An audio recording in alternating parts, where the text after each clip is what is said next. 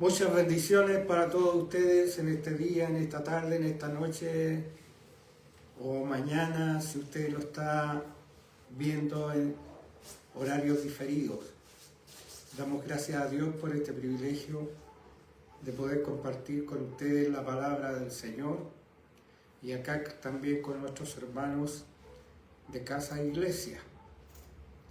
Queremos saludarles y que si se conectan puedan dejar su saludo, puedan dejar un me gusta o puedan dejar un mensaje para saber y tenerles en cuenta también siempre que estamos transmitiendo.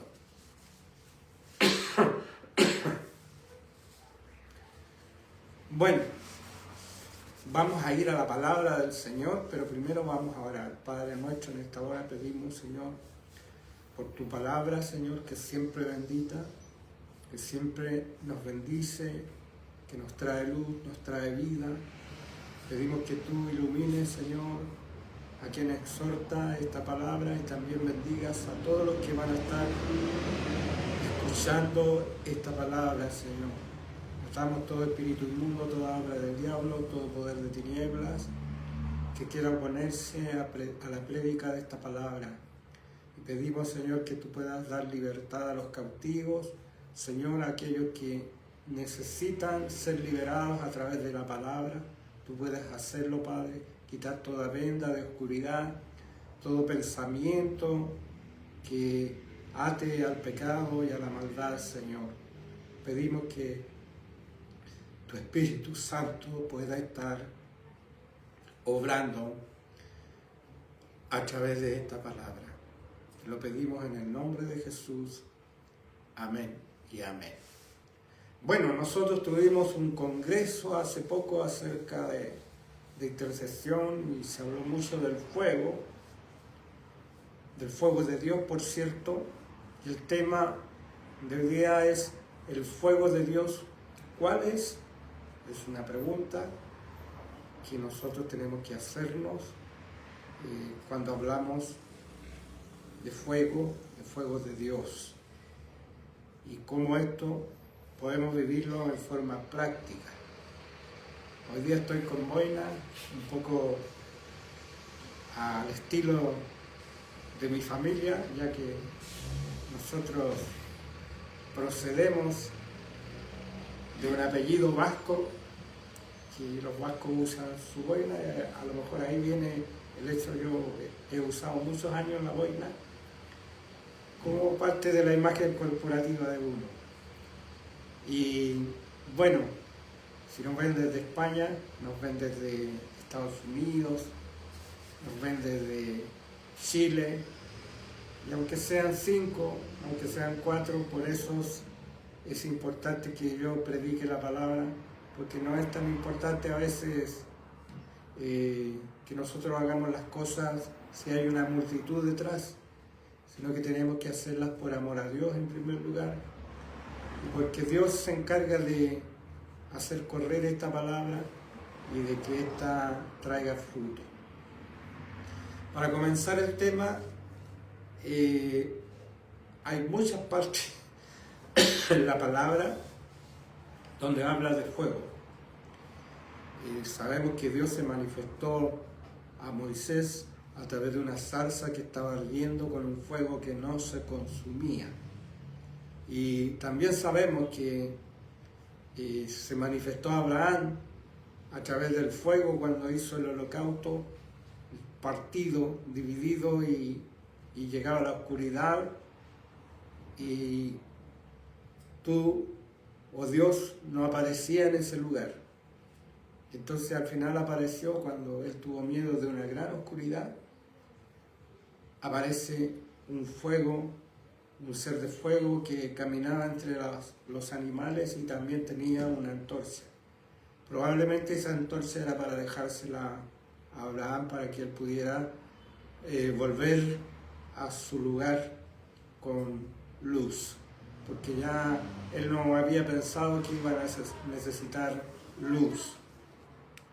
Bueno, Elías fue uno que también pidió fuego del cielo para mostrar quién era el verdadero Dios, y Dios así lo hizo después de echar mucha agua sobre el altar. El fuego descendió y Dios mostró su gloria a través de ese milagro. Y así tenemos a profetas que vieron el trono de Dios rodeado de fuego, y también en el Nuevo Testamento hay alusión también al fuego. Pero vamos a partir por el Antiguo Testamento y vamos a buscar en nuestras Biblias el Levítico capítulo 6, versos 12 y 13. Levítico capítulo 6, versos 12 y 13. En el Antiguo Testamento. Dios le bendiga, hermano.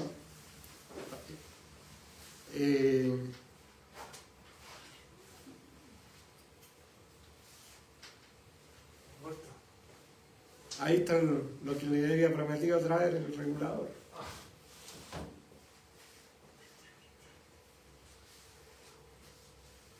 Bueno,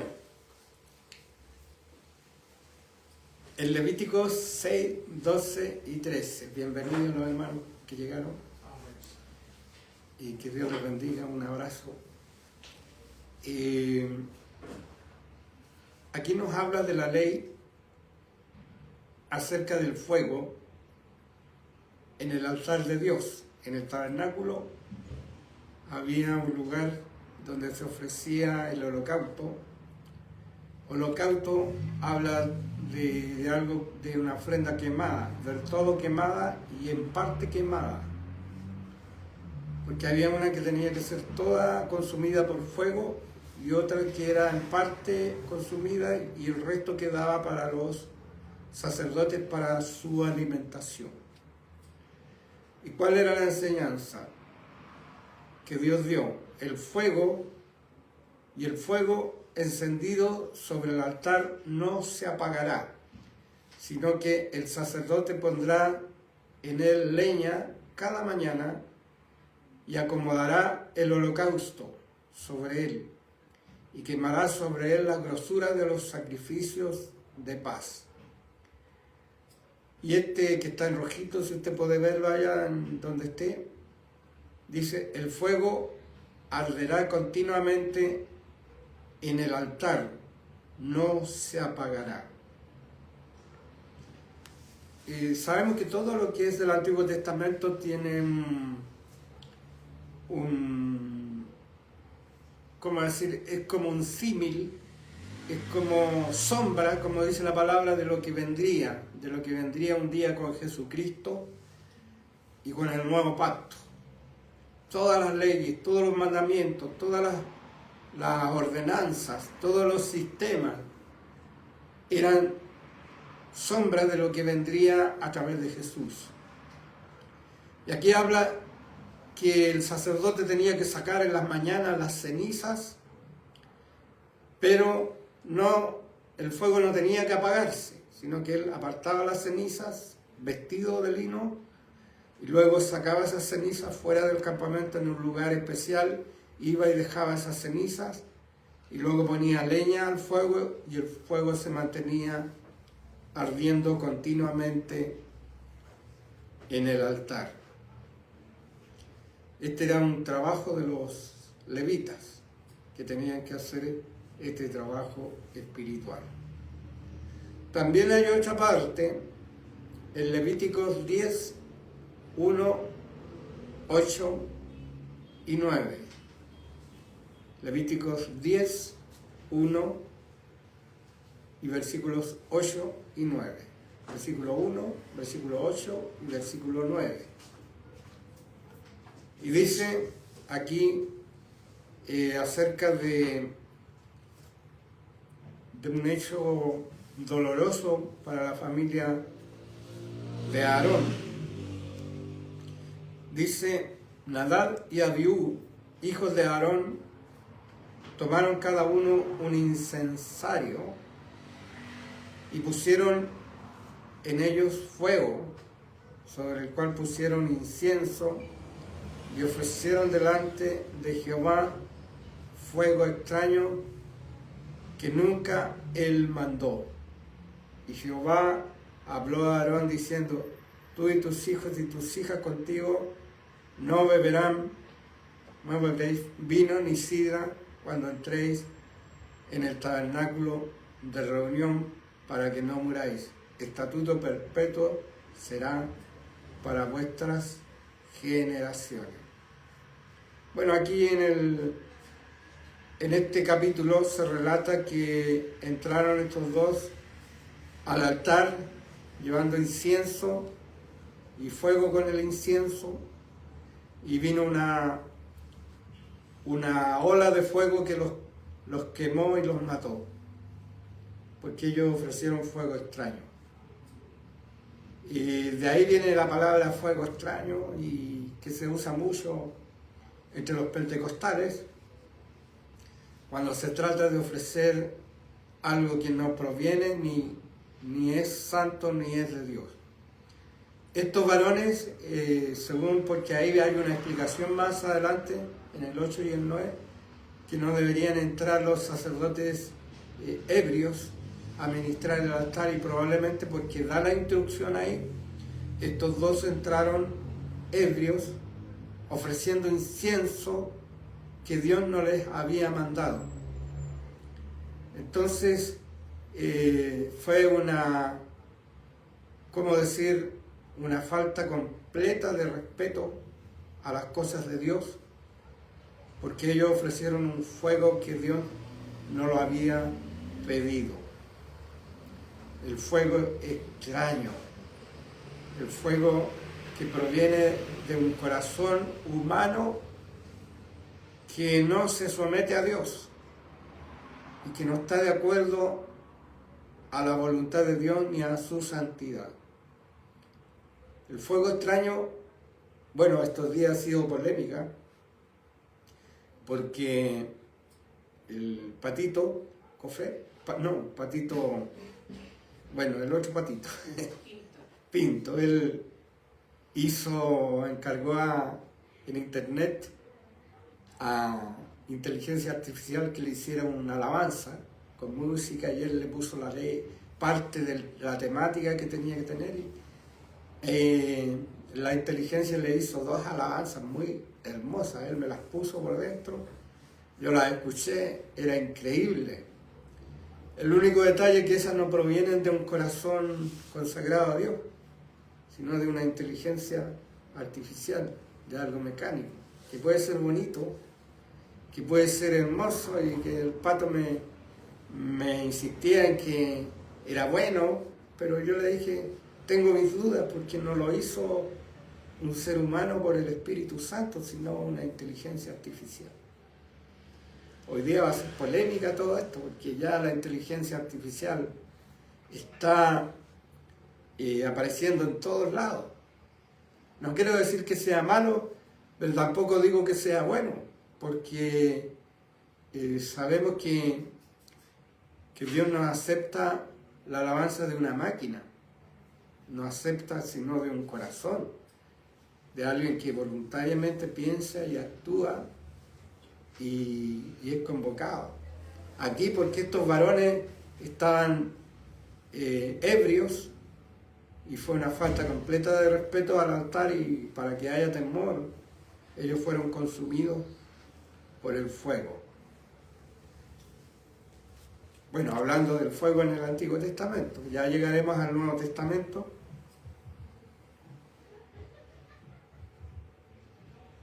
Mateo 3:11, aquí ya nos pasamos al Nuevo Testamento. Y aquí está hablando Juan el Bautista en Mateo 3:11. Para que vean ahí, hay un secreto cuando uno ve la grabación. Uno puede ennegrecer el texto que aparece aquí, y usted lo puede copiar y pegar, por si acaso, en la grabación en vivo. Son cosas que a veces las personas no saben, pero usted puede ennegrecer así como yo lo voy a hacer ahora, sí. Usted puede copiar el texto, pero una vez grabado, cuando está ya dispuesto, disponible ahí, cuando se termina el video. Dice Jesús, yo a la verdad, es decir, Juan el Bautista, perdón, yo a la verdad os bautizo con agua para arrepentimiento. Pero el que viene tras mí, cuyo calzado yo no soy digno de llevar, es más poderoso que yo. Él os bautizará en Espíritu Santo y fuego. Ahí ya, ¿no? Siempre me borra las últimas partes cuando pasa a PDF. He tratado de solucionarlo, dejarle harto espacio para abajo, pero igual me lo borró. En Espíritu Santo y fuego. En Hechos 2:3 dice, y se le aparecieron lenguas repartidas como de fuego, asentándose sobre cada uno de ellos. Ahí la palabra fuego, en color rojito. Luego en 1 Tesalonicenses 5:19 dice, no apaguéis al Espíritu. Y uno puede apagar algo en el símil del fuego aquí también, porque apagar un fuego es como echar agua al fuego y se apaga. Y aquí no apaguéis al Espíritu, está hablando también que el Espíritu Santo es como un fuego. No es que sea un fuego, es como un fuego. Y en 1 Timoteo 1:6 dice, por lo cual te aconsejo que avives el fuego del don de Dios que está en ti por la imposición de mis manos. Ahí aparece de nuevo la palabra fuego. Está hablando a Timoteo. Luego en 1 Timoteo 4:14, no descuides el don que hay en ti, que te fue dado mediante profecía, con la imposición de las manos del presbiterio. Voy a leer todos los versículos y después voy a dedicarme a explicar. Y en Apocalipsis 2:4 eso lo vamos a dejar para el final. Ahora, conversando aquí entre nosotros,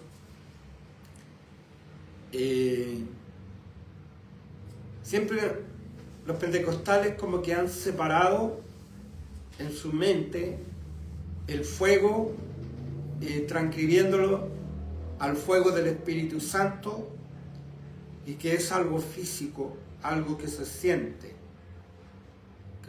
un fuego que quema. Yo así recibí el bautismo del Espíritu Santo, de esa manera. Pero en este momento me permite a mí pensar que el fuego no es algo externo que llega solamente dentro o sobre nosotros o dentro de nosotros. Como si fuera una llama que nos quema y viene y nos quema y sube y baja, nos quema.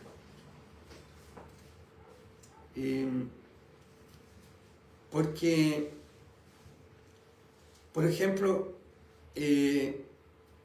nosotros, Dios requiere de nosotros que nosotros le amemos. Dios quiere que nosotros le amemos. Pero ¿cómo podemos amar a Dios? Si es alguien que no vemos, si es alguien que no podemos tocar. Alguien podría decir, pero lo puedo sentir dentro de mi corazón. Pero aún así, Jesús le dijo a Tomás, bienaventurados los que no vieron y creyeron. Entonces, el sentir o el sentir algo físico no es necesario para creer. Y el amor de Dios tampoco es necesario que nosotros tengamos una experiencia física para sentir amor por Dios. Porque si no sería algo, es como si un hermano, un joven, le echara un balde de algo para que la novia se enamore de él. ¿Me entiendes? El amor nosotros no lo provocamos en un sentido. El amor no es algo que Dios lo derrama sobre nosotros, porque si no sería un amor artificial. Entonces, ¿cómo nosotros podemos sentir amor por Dios? Si no es algo... Bueno, el amor de Dios se derrama a nosotros por medio de las cosas que Él hizo por nosotros. Pero no es un amor que, desde ahora tú vas a sentir amor. Yo sé que el día que recibí el Espíritu Santo, sentí amor en mi vida. Pero el amor fue un resultado de haber sido purificado, de haber sido limpiado, y que al sacar el Señor todas las cosas malas que yo tenía, en mí apareció el amor que a lo mejor estaba escondido ahí, y empecé a amar a Dios y amar a los semejantes. Pero el amor a Dios nace de un contacto, de una cercanía con Él, de tener comunión con Dios. ¿Cómo Pedro llegó a amar a Jesús? Porque estaba en contacto con Jesús, porque vio a Jesús todas las obras que Él hacía, vio cómo Él le amó al mismo Pedro, y cómo vio la obra de Dios en Jesús. Entonces ahí empezó Pedro a amar a Jesús. Entonces el amor que nosotros, que empieza a engendrarse o empieza a nacer en nosotros hacia Dios, nace de la comunión con Dios, de conocerlo, de hablar con Él, de estar con Él, de ser amigos de Dios. Y ser amigos de Dios significa, bienvenido hermana, significa que yo decido tener comunión con Dios. Por ejemplo, ¿cómo yo me enamoré de mi esposa? Primero porque era hermosa, y como que yo encontré en ella una gracia especial, tenía una forma de ser especial. Pero cuando después fuimos conociéndonos, fuimos conversando, entonces la fui conociendo como ella era en su corazón, como sus sentimientos, su forma de pensar. Entonces ahí uno empieza a no enamorarse, sino porque el enamoramiento es algo muchas veces hormonal. Cuando uno empieza a amar a otra persona es cuando la conoce, cuando le conoce sus cosas buenas y sus cosas malas, y aún así uno la sigue amando, la sigue queriendo. Y uno va conociendo, porque en el fondo para poder amar a Dios tenemos que tener comunión con Él y tenemos que conocerlo. La palabra conocer en el Antiguo Testamento se traducía como tener intimidad sexual. Con Dios no existe ese sentido, pero sí existe el tener una comunión con Él, en forma personal, íntima, con Dios. Entonces, ¿cómo nosotros podemos llegar a amar a Dios y que haya fuego dentro de nosotros? Más que fuego de un fuego pentecostés, un fuego externo, un fuego que nos quema. Cuando Dios habla de fuego que ha de arder continuamente en el altar, es el fuego del amor. Es el fuego del amor a Dios y el fuego del amor al prójimo. No es que yo hable en otras lenguas, ni que me traslade y que esté como en el aire.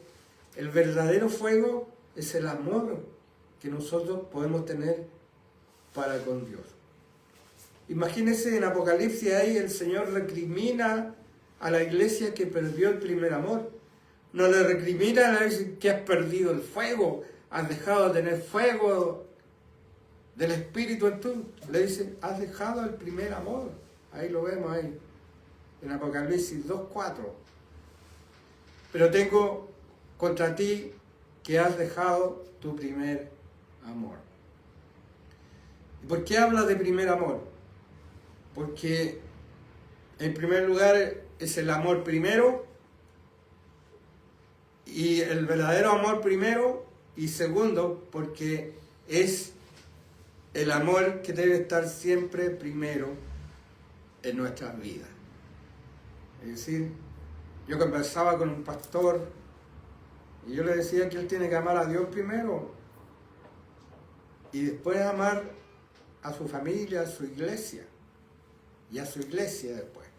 Pero la prioridad es amar a Dios, amar a su esposa o familia y después amar a la iglesia. Ese es el orden. Pero yo no puedo poner a mi familia en primer lugar, porque eso se transforma en idolatría. Cuando yo coloco cualquier cosa primero que Dios, es idolatría.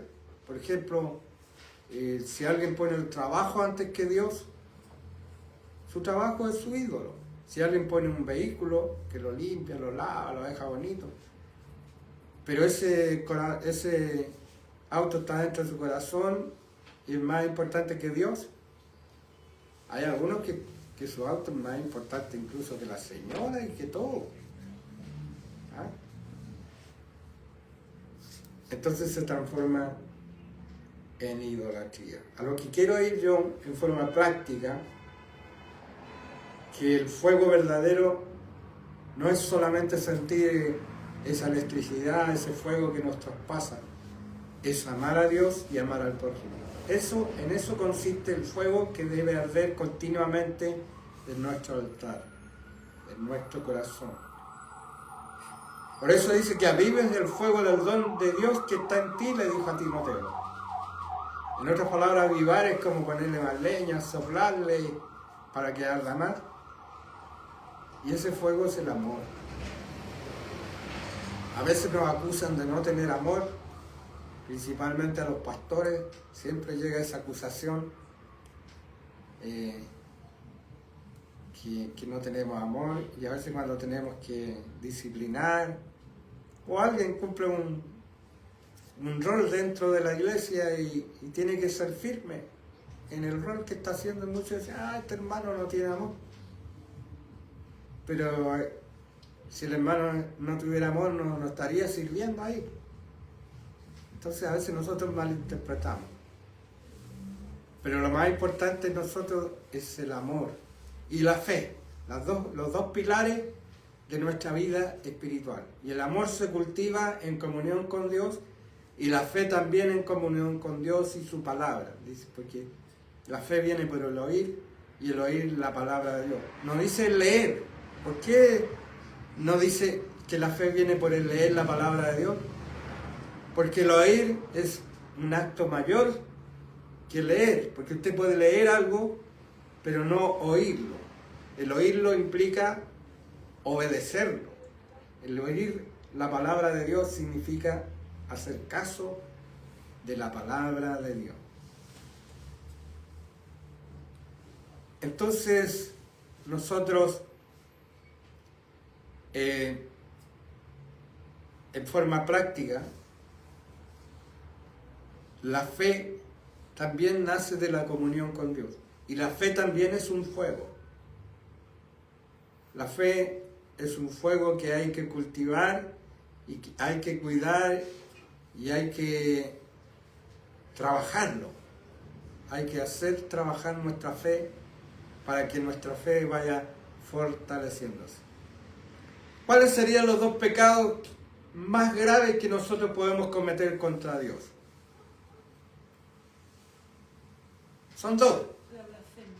La blasfemia ya. Pero hay otros que podemos cometerlo todos. También la primera es no amarlo. La segunda, no creer en él.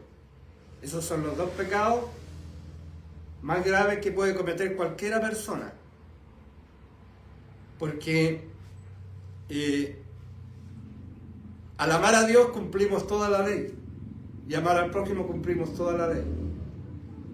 Y al tener fe podemos hacer todo lo que nos propongamos hacer en Dios. Porque, ¿qué pasa cuando yo dudo de Dios? ¿Qué fue lo que enojó más a Jesús? Aparte de los fariseos y todo eso, pero en sus discípulos, ¿qué es lo que hizo a Jesús enojarse más con ellos? Porque se enojó.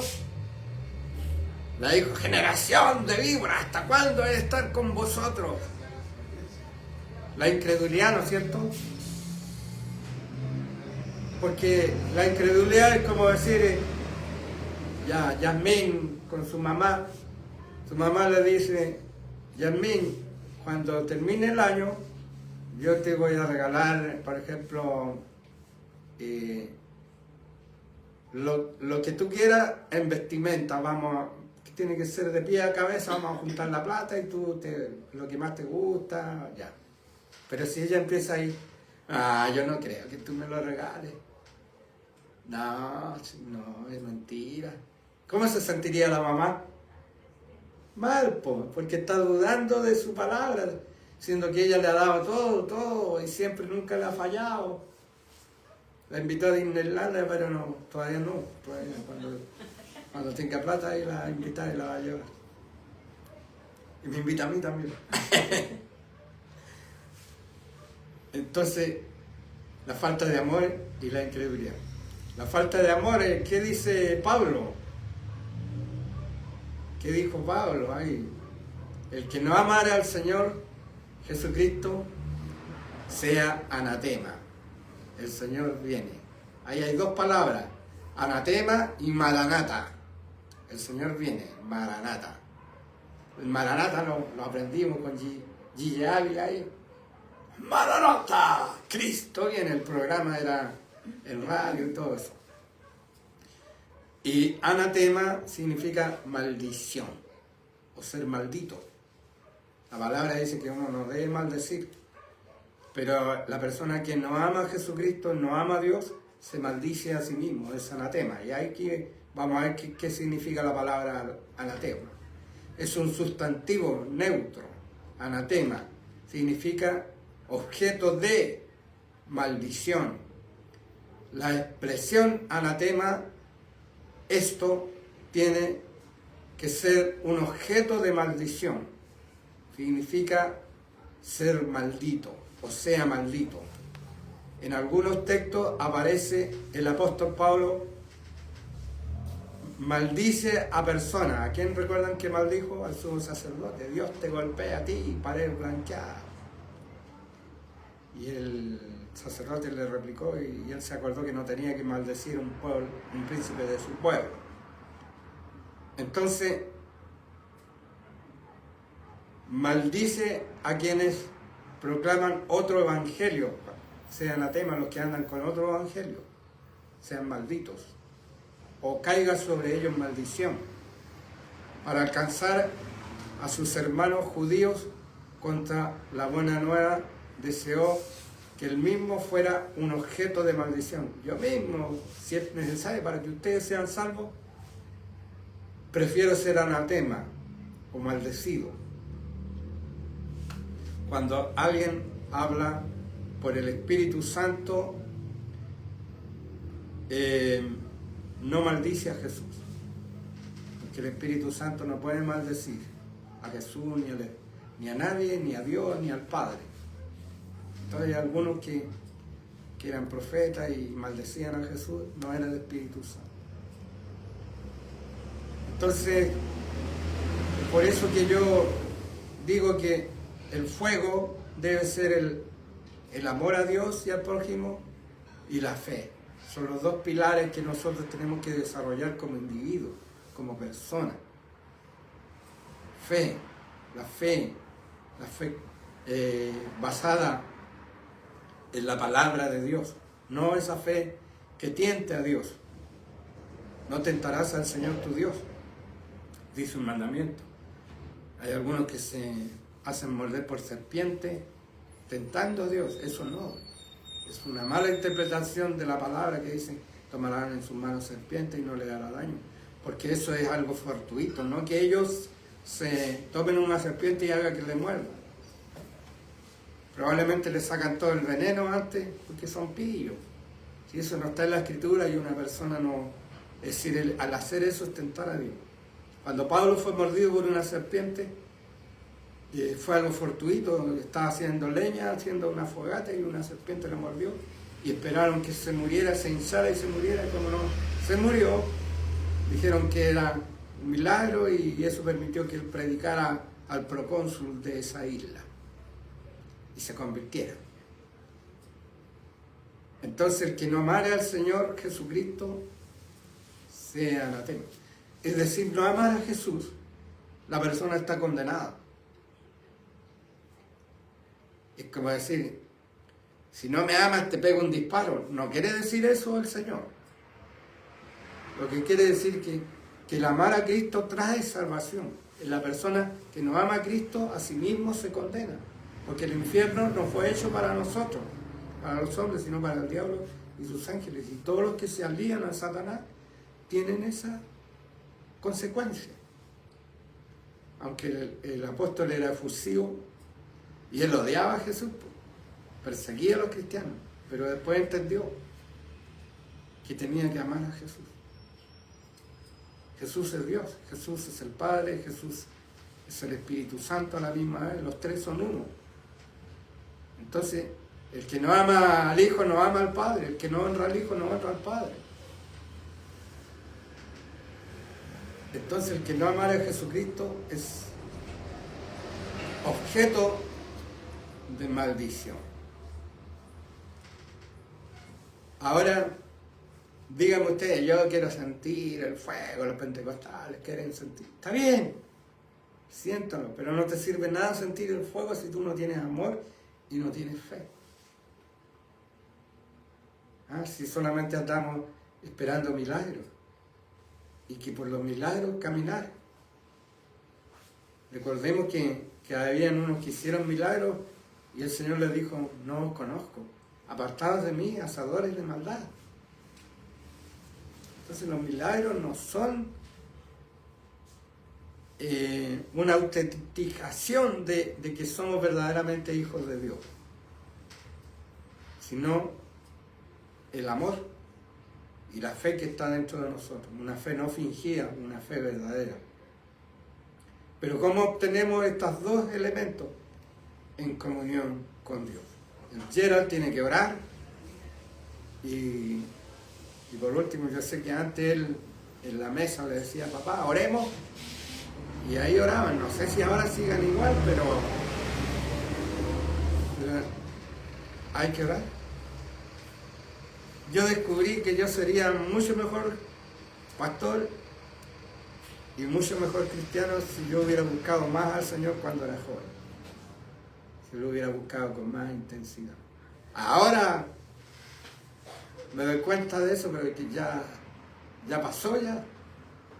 Pero ustedes que son jóvenes, busquen al Señor. Había una alabanza que yo cantaba que decía, busca a Dios. Entre tanto tengas tiempo, busca a Dios. Y era una alabanza hermosa que yo cantaba, porque uno tiene que priorizar a Dios en su vida, ponerlo en primer lugar. Solamente ahí uno va a demostrar que ama verdaderamente a Dios. Tú no amas a Dios si no le das tiempo. Tú no amas verdaderamente a Dios y no hay fuego dentro de ti y no se produce eso simbiótico que cuando uno está en comunión con Dios uno empieza a arder, uno empieza a parecerse a Dios, uno comienza a hablar como Dios habla en el sentido de la bondad, de las cosas buenas de Dios, no que nos convirtamos en Dios, o sea, así, ¿no? O en semidioses, no, sino que nos empezamos a parecer a Jesús. Ustedes se han fijado que los matrimonios que llevan 30 años, 40 años, 50 años, hasta hablan igual. ¿Se fijaban en eso? Porque han estado tanto tiempo juntos. A mí se me ha pegado lo bueno de mi esposa. Y lo hermoso de ella se me ha pegado también. Lo hermoso en el sentido espiritual. Ella es paciente, ella siempre me dice Pedro. Esa palabra, Pedro.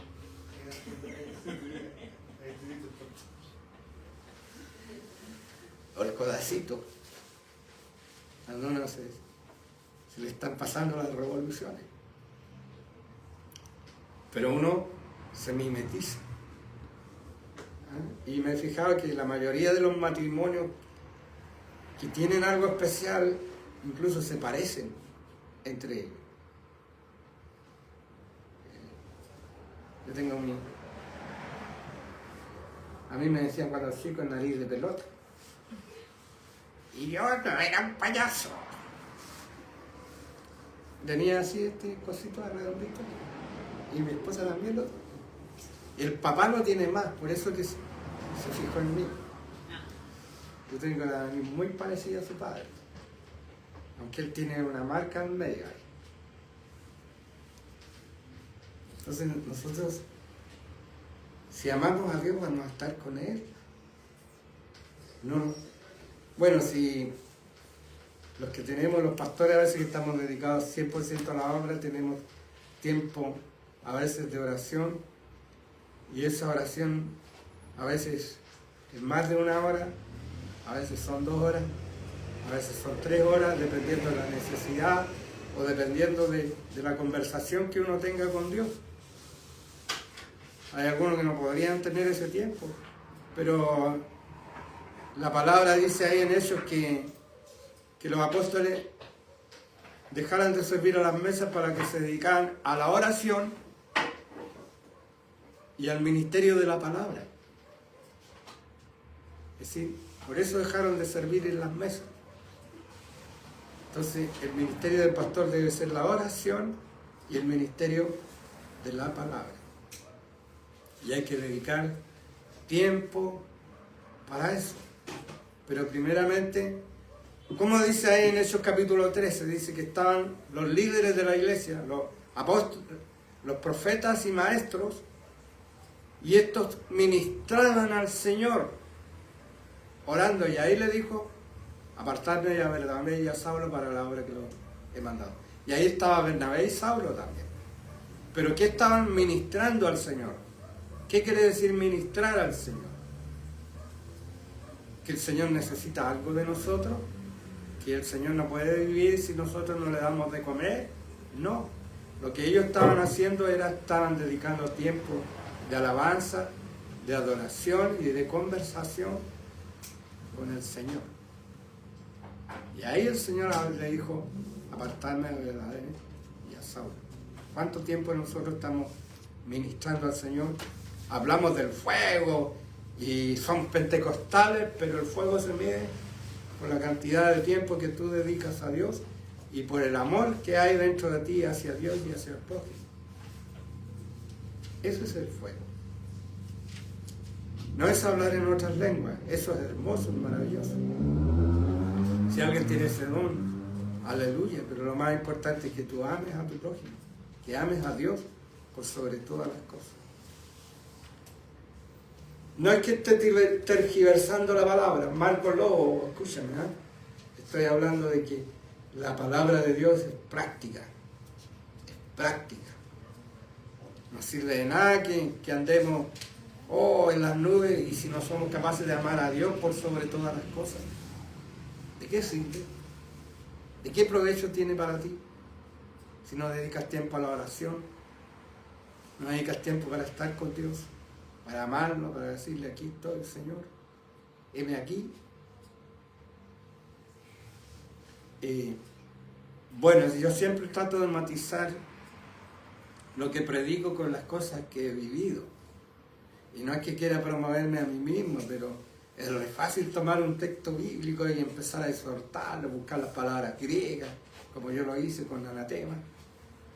Pero ¿qué estamos viviendo de amor a Dios? Y el Señor me dijo, me dio esta palabra, esto yo estoy seguro que es del Espíritu. El que ama se sacrifica. Y ahí me dejó pensando. Fue una palabra del Espíritu, meditando sobre esto. El que ama, se sacrifica. El Señor nos amó. ¿Y cómo demostró el amor hacia nosotros? Sacrificándose. Entonces no sirve de nada que nosotros digamos que amamos a Dios y no somos capaces de sacrificarnos por Dios, de llevar la cruz, en nuestras palabras. La cruz significa sacrificio, renunciar a cosas que son propias. Y yo recuerdo, hablando de esto, que yo antes de irme al seminario a estudiar teología, yo era un niño de cuarto medio del liceo. Y yo era ministro de alabanza en la iglesia con la guitarrita de palo y el flanelógrafo de papel, o papelógrafo se llama.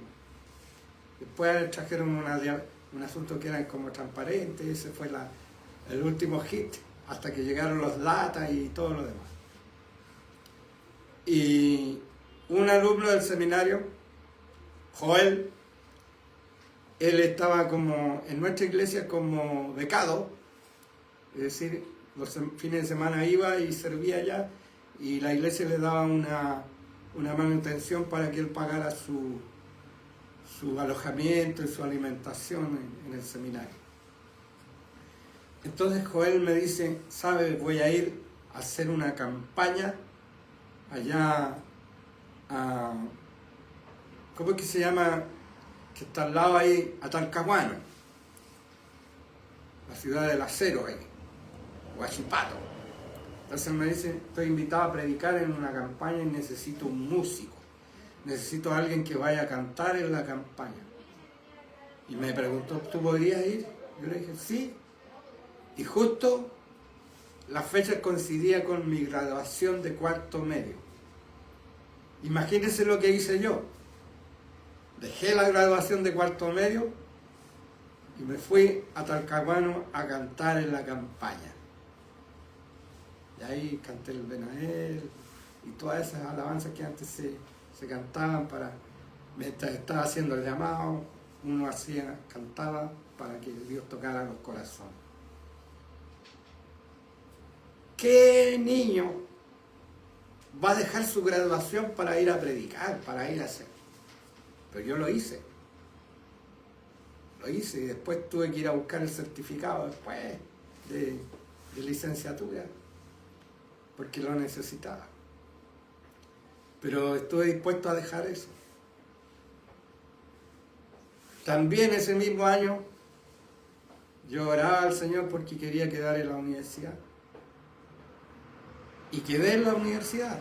Quedé en primera lista en la carrera que yo quería.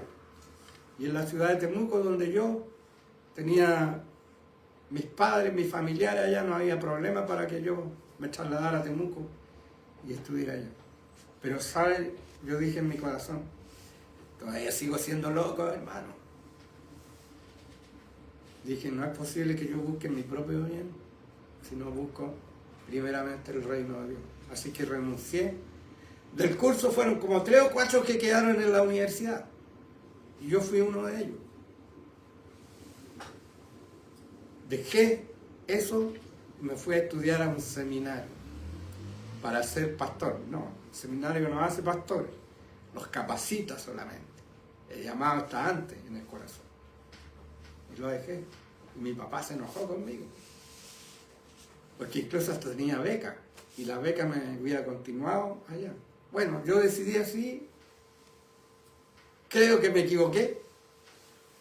Creo que debería haber ido y haber estudiado y haber obedecido a mi papá. Pero yo tenía ese concepto tan importante de pon primero a Dios.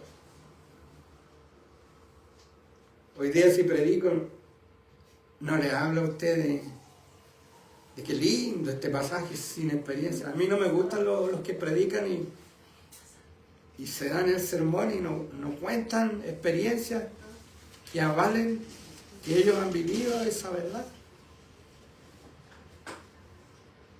Por eso, amar a Dios por sobre todas las cosas, ese es el verdadero fuego.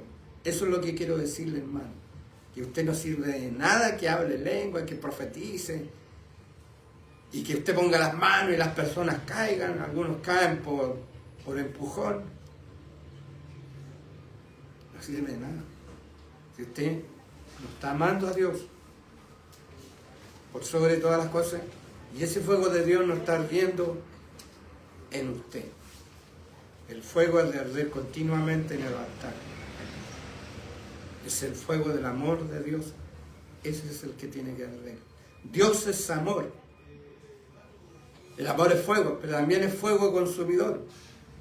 Pero el fuego consumidor es el que consume el pecado, el que nos purifica, el que nos santifica. Dos fuegos. El fuego del amor y el fuego de la purificación. La palabra pur, que quiere decir fuego, y de ahí viene la palabra purificación. Bueno, algo me acuerdo de los cursos que he aprendido en el tiempo. Entonces, mi llamado es para que ames a Dios y que avive ese fuego del amor de Dios dentro de tu corazón. Porque de esa manera tú podrás hacer todo aquello que el Señor te manda y no habrá nada que lo impida. Porque cuando nosotros amamos a Dios, en primer lugar, nada puede impedirlo, porque vamos a sortear cualquier obstáculo. En la reunión del seminario de intercesión andaba la pastora Rosa.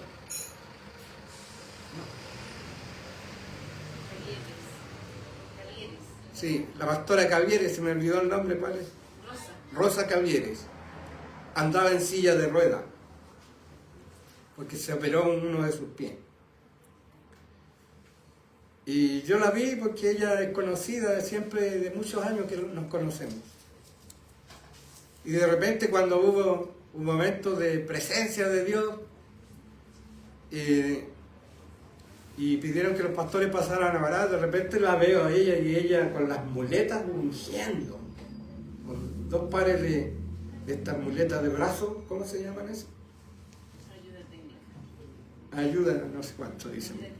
Ayuda técnica. Y ahí estaba la pastora Rosa Cavieres ungiendo. Eso es fuego, hermano. Eso es verdadero fuego, cuando la pasión te mueve. Cuando la pasión del amor por Dios está dentro de ti, no hay obstáculo que se interponga en aquello que Dios te ha llamado. Y recuerda, Dios tiene un propósito para cada uno de nosotros, y es deber de nosotros descubrir cuál es el propósito de Dios para nosotros, para que le sirvamos y le honremos con amor. Bueno, eso es en síntesis.